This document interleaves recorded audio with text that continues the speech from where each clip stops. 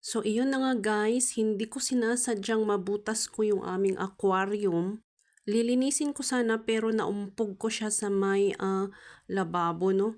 Ayan, lagyan natin ng glue gun, glue stick pala, para hindi makasugat, no, bago natin taniman. Gawin na lang natin siyang terrarium.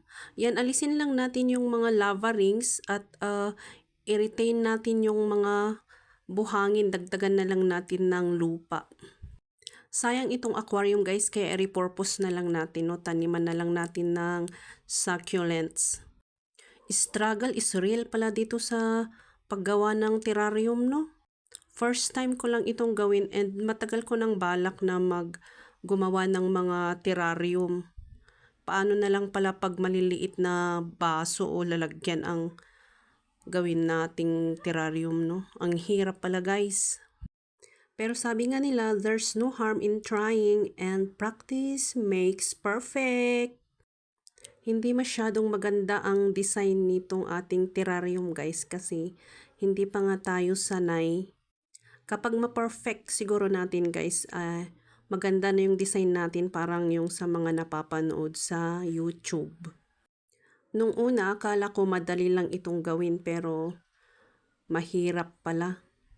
Ang galing lang nung mga napapanood sa YouTube kasi kahit maliit na lalagyan, ang ganda nung mga designs nila ba. Pasensya na pala guys kung may mga blurred na part, no, kasi itong phone natin ay hindi kaya ang masyadong maliwanag. Nagbo-blurred siya ba?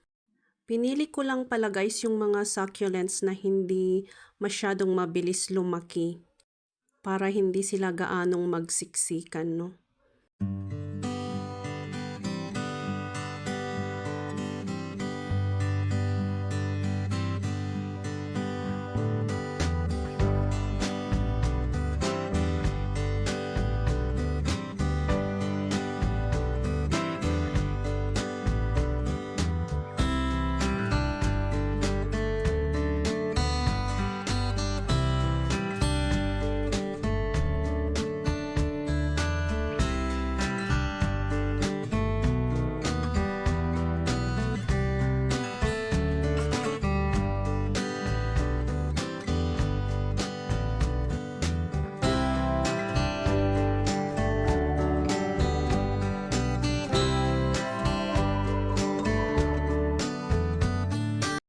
And tada! Ayan na siya guys. Hindi muna natin didiligan kasi moist yung nalagay nating soil mix. Thank you for watching!